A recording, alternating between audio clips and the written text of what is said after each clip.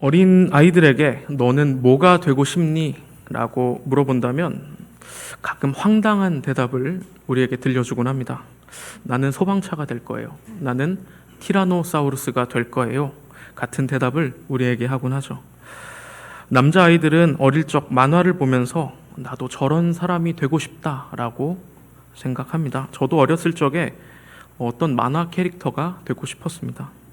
또 우리는 연인들의 사랑 노래나 이별 노래를 들으면서 그 노래의 주인공이 되는 것을 종종 경험하곤 합니다. 이렇듯 우리는 어떤 이야기에 우리의 상황을 넣어서 이해하곤 합니다. 그런데 현대인만 그랬을까요? 아닙니다. 이스라엘 사람들도 그랬습니다. 오늘 우리가 읽은 삼손 이야기를 이스라엘 사람들은 자신들의 이야기처럼 읽었을 것입니다. 왜냐하면 그들이 이 이야기를 자세히 읽은 시점은 바벨론 포로기 이후이기 때문입니다. 주전 587년 바벨론에 의해 이스라엘은 처참하게 무너졌습니다. 절대로 함락되지 않을 것 같은 예루살렘이 파괴되고 만 것입니다. 그 화려했던 성전은 불타고 부서지고 그 성전 안에 가득했던 보물들은 모두 약탈당하게 됩니다. 이것은 그저 나라의 멸망을 의미하지 않습니다. 왜냐하면 당시 전쟁은 지금과 같은 단순히 나라와 나라의 전쟁이 아니라 그 나라의 신과 다른 나라의 신의 전쟁이었기 때문입니다. 그러니까 이스라엘 수도 예루살렘이 바벨론에 의해 무너졌다는 건 그들이 그토록 믿었던 만군의 여호와가 바벨론의 신에게 패배했다는 것이 됩니다. 정말 어처구니가 없는 상황입니다. 왜냐하면 하나님께서 이집트에서 이스라엘 백성들을 구출해내시고 시내산에서 너는 내 백성이야 라고 맺었던 그 언약들은 도대체 무엇이 되는 겁니까? 이스라엘 백성들은 혼란에 빠졌을 겁니다. 지금 우리로 치면 교회가 없어진 것이나 다름없습니다. 예수님께서 피로 사신 이 교회가 무너졌다면 여러분 어떻게 하시겠습니까? 아마 이 마음이 그들의 마음이지 않았을까 싶습니다. 너무나도 허무했을 것입니다. 말로 할 수 없는 정신적인 충격이 있었을 것입니다. 그리고 온갖 질문이 꼬리에 꼬리를 물고 이어졌을 것입니다. 하나님이 이렇게 약한 분이셨나? 그렇다면 애굽 신들을 아무것도 아닌 존재처럼 다뤘던 그 출애굽의 10가지 재앙은 무엇인가? 애굽은 초강대국인데 그 신보다 센 하나님. 도대체 뭐야? 하나님이 약한 분이 아니라면 우리는 왜 진 거지? 왜 선택받은 백성이 이런 꼴을 당해야 하냐? 이런 질문이 꼬리에 꼬리를 물고 이어질 때쯤 하나님은 그들에게 한 가지 장면을 기억하게 해주십니다. 바로 시내산에서 맺었던 계약입니다. 출애굽 말씀을 다 같이 읽겠습니다. 19장 5절입니다. 세계가 다 내게 속하였나니 너희가 내 말을 잘 듣고 내 언약을 지키면 너희는 모든 민족 중에서 내 소유가 되겠고. 그들은 깨달았습니다. 우리가 망한 이유가 바로 이거구나. 언약을 지키지 않아서구나. 이스라엘 백성 곧바로 자신들의 과거를 돌아보기 시작합니다. 그때부터 구약 성경의 틀이 만들어졌습니다. 그 전까지는 입에서 입으로 또는 조각조각 난 자료들로 하나님의 말씀이 전해졌으나 그들은 이 방대한 자료들을 모아 구약의 틀을 만들었고 읽고 가르치기 시작했습니다. 이때부터 회당이 만들어졌고 그들은 철저하게 이것을 교육하기 시작했습니다. 쉐마 이스라엘, 아도나이 엘로헤이누, 아도나이 에하드. 들어라 이스라엘아, 하나님은 우리의 하나님이시며 우리 주님은 한 분이시다. 이것이 이스라엘의 반성적인 외침이었습니다. 하나님은 우리의 하나님이시다. 우리의 주님은 단 한 분이시다. 나라가 다 망하고 나서야 그들은 하나님을 자신의 한 분 주님으로 고백하기 시작했습니다. 구약은 이렇듯 이스라엘의 반성적인 돌아봄으로 만들어진 책입니다. 이런 상황에서 삼손 이야기가 어떻게 읽혀졌을까요? 삼손 이야기는 시작부터 그들의 패부를 찌릅니다. 함께 사사기 13장 1절 읽어보겠습니다. 이스라엘 자손이 다시 여호와의 목전에 악을 행하였으므로 여호와께서 그들을 40년 동안 블레셋 사람의 손에 넘겨주시니라. 아멘. 여기는 이스라엘의 자기 반성이 들어가 있습니다. 그들은 이 이야기에 자신들의 처지를 대입해서 읽었을 것입니다. 시작부터 이스라엘의 트라우마를 건드리는 말씀이 시작됩니다. 이스라엘 자손이 다시 여호와의 목전에서 악을 행하였으므로 그들을 40년 동안 블레셋 사람의 손에 넘겨주시리라. 마치 자신들의 상황 같지 않을까요? 게다가 삼손은 단 지파에서 출생했다고 성경은 기록합니다. 성경을 읽어보면 단 지파는 우상숭배의 본거지가 되었던 장소입니다. 함께 열왕기상 12장 28에서 29절 말씀을 읽겠습니다. 이에 계획하고 두 금송아지를 만들고 무리에게 말하기를 너희가 다시는 예루살렘에 올라갈 것이 없도다. 이스라엘아, 이는 너희를 애굽 땅에서 인도하여 올린 너희의 신들이라 하고 하나는 베델에 두고 하나는 단에 둔지라. 이 출생지에서조차 이스라엘의 우상숭배의 그림자가 드리워져 있습니다. 회당에서 이 성경이 낭독되어지는 것을 듣고 있던 백성들은 마음이 어땠을까요? 상상은 잘 안 가지만 아마도 찔림과 동시에 후회를 했었을 것입니다. 아무튼 삼손 이야기는 시작부터 이스라엘 우상숭배가 배경이 되고 있습니다. 아니나 다를까 삼손의 삶은 과거 이스라엘의 삶과 별반 다르지 않습니다. 너무나 닮아 있습니다. 사사기 13장 5절 상반절을 함께 읽겠습니다. 보라, 내가 임신하여 아들을 낳으리니 그의 머리 위에 삭도를 대지 말라. 이 아이는 태에서 나옴으로부터 하나님께 바쳐진 나실인이 됨이라. 아멘. 이스라엘은 온 족속에서 구별되었고 삼손은 민족 중에서 구별되었습니다. 성경은 삼손이 나실인이라고 말합니다. 민수기 6장 1에서 13절은 나실인이 무엇이며 그들이 지켜야 할 규범에 대해서 설명하고 있습니다. 성경은 나실인이 자신을 구별해 하나님께 자신을 드린 사람들이라고 이야기합니다. 그 후에 나실인이 지켜야 할 규정이 나오는데 머리를 밀면 안 되고 포도주 또는 독주를 마시면 안 되고 시체를 가까이 하지 않습니다. 이 밖에도 등등의 규율들이 있습니다.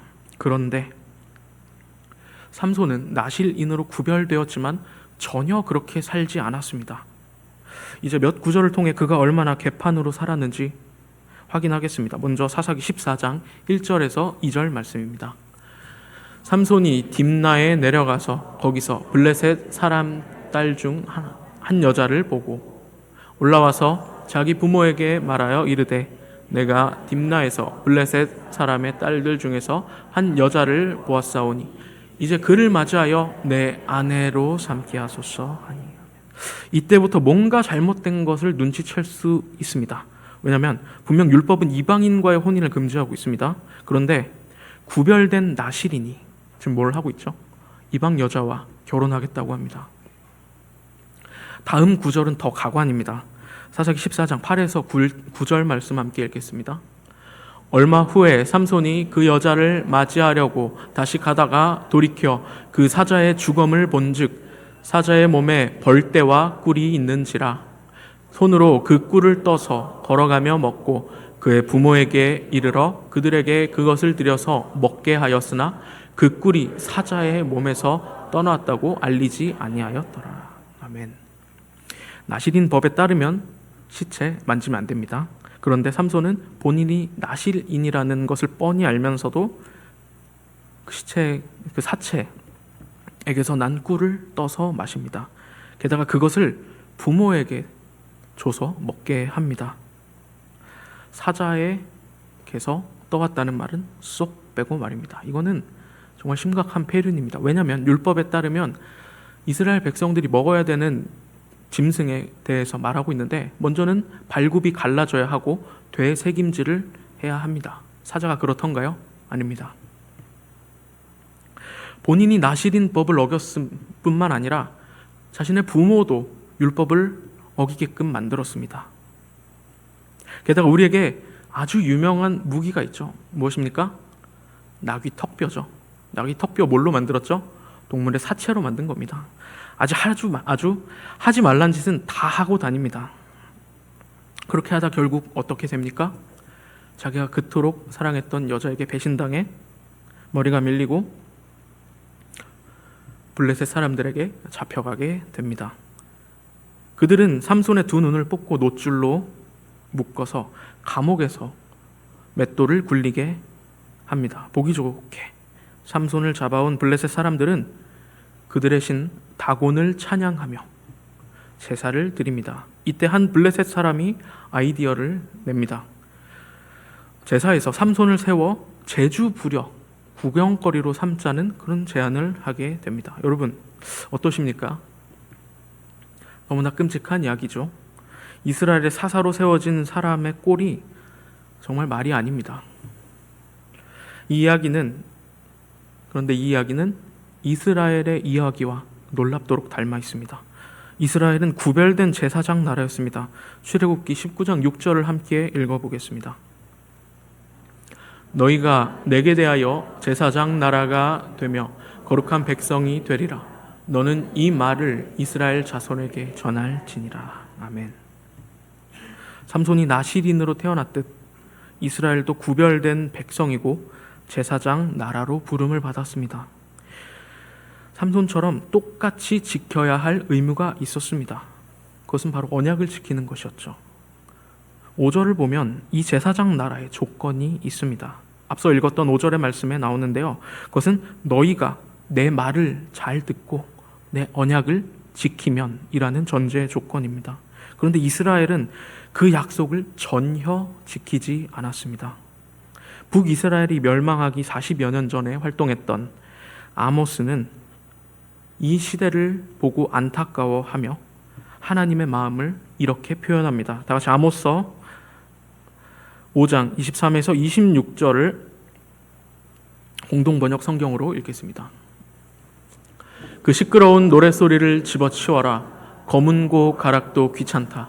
다만 정의를 강문처럼 흐르게 하여라. 서로 위하는 마음 개울같이 넘쳐 흐르게 하여라. 이스라엘 백성들아, 너희가 40년 동안 광야에서 희생제물과 곡식제물을 나에게 바친 일이 있었느냐? 그런데 너희가 별을 우상으로 만들어 받드는구나. 시끝별을 왕삼아 메고 다니며 가이완별을 신상으로 메고 다니는구나. 이는 비단 북이스라엘의 문제만이 아니었습니다. 남유다도 똑같았습니다. 다음은 남유다에서 활동했던 선지자 이사야의 글입니다. 66장 3절에서 4절을 읽겠습니다. 소 죽여 바치는 자가 사람도 죽여 바치고 양을 희생제물로 바치는 자가 개의 목을 꺾어 바치는구나. 봉헌제물을 바치는 자가 돼지의 피도 바치고 분향제물을 드리는 자가 우상을 찬양하는구나. 이렇게나 제 멋대로만 하려는 것들, 역겨운 우상에나 마음을 쏟는 것들, 나 또한 그들을 사정없이 괴롭히기로 하였다. 그들이 무서워하는 것을 끌어들이기로 하였다. 내가 불렀으나 아무것도 대답하지 아니하였다. 내가 말하였으나 아무것도 듣지 아니하였다. 나의 눈에 거슬리는 일을 하였고 오히려 내가 싫어하는 짓을 하였다. 이것이 이스라엘의 모습이었습니다. 하나님과의 언약은 풍요에 안주하며 우상 숭배를 하고 이웃을 돌아보지도 않았던 아주 엉망인 사회였습니다. 그래서 하나님은 그들에게 계속해서 경고했습니다. 슈브, 돌아오라, 회개하라. 하지만 그들은 그 말을 듣지 않았습니다. 하나님이 보낸 선지자들을 무시하였고 그들을 잡아 옥에 넣었죠. 결국 마지막 남은 남유다가 주전 587년에 멸망함으로써 이스라엘은 역사 속에서 그 자취를 감추게 됩니다. 당시 바벨론의 포로로 끌려갔던 참담한 심정을 담은 구절이 시편 137편에 나와 있습니다. 함께 1절, 3절 그리고 7절을 세 번역으로 읽겠습니다. 우리가 바벨론의 강변 곳곳에 앉아서 시온을 생각하며 울었다.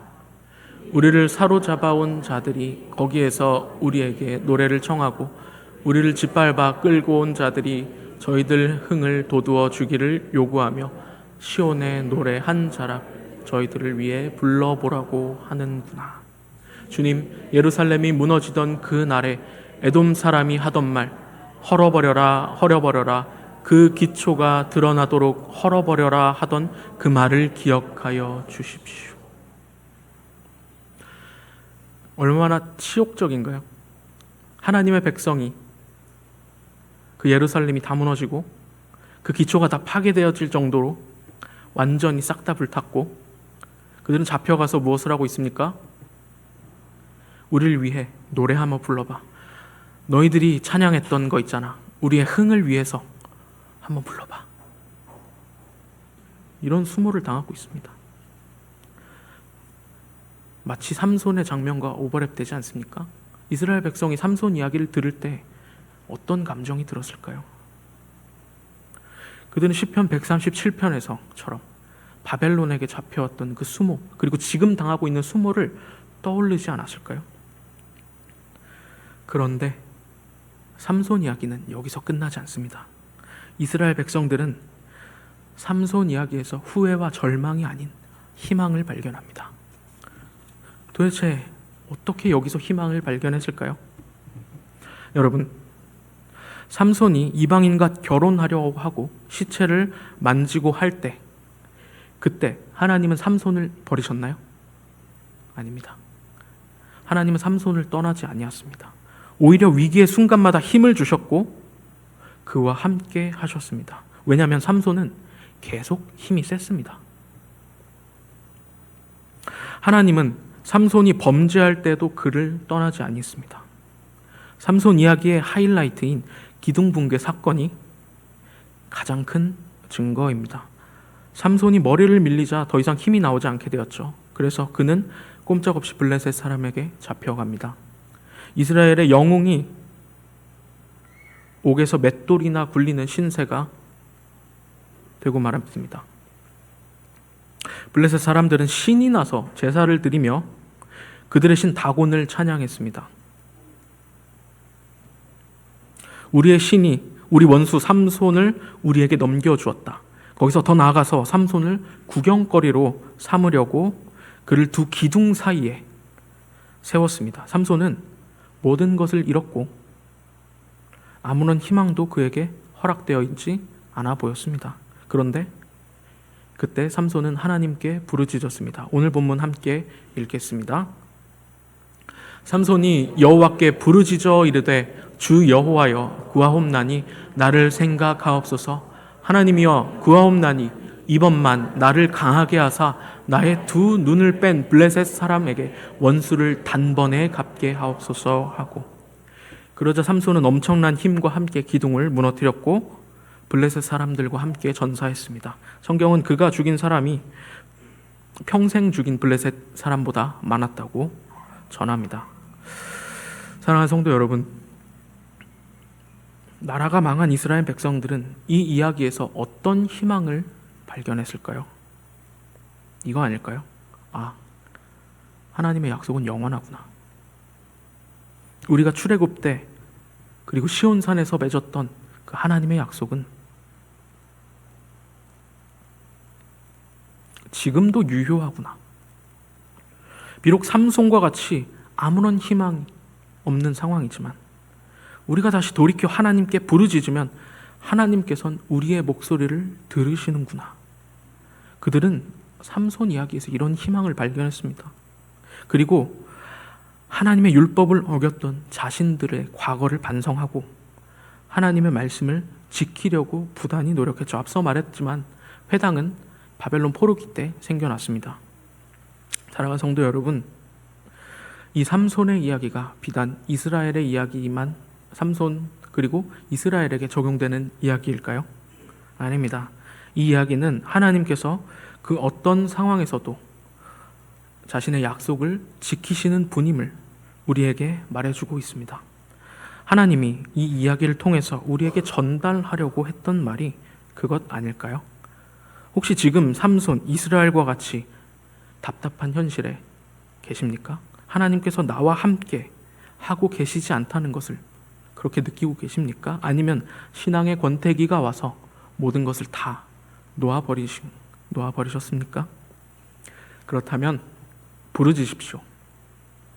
두 눈이 뽑혀 볼품없게 된 삼손처럼 나라가 망해 포로로 끌려간 예루살렘 백성들처럼 하나님께 부르짖으십시오. 부르짖는다는 건 다른 말로 돌이킴, 회개를 뜻합니다. 여러분이 하나님께로 돌아간다면 그는 삼손을 버리지 아니하셨던 것처럼 이스라엘을 바벨론 포로에서 다시 귀환하게 하셨던 것처럼 여러분의 삶과 신앙을 회복시키실 것입니다. 너는 내게 부르짖으라. 내가 내게 응답하겠고 내가 알지 못하는 크고 은밀한 일을 내게 보이리라. 그러나 너희는 그를 아나니 그는 너희와 함께 거하시며 또 너희 속에 계시겠음이라. 내가 너희를 고아와 같이 버려두지 아니하고 너희에게로 오리라. 이것이 하나님의 약속의 말씀입니다. 이 약속을 굳게 믿고 다시 하나님께로 돌이켜 부르짖는 이 밤이 되었으면 합니다.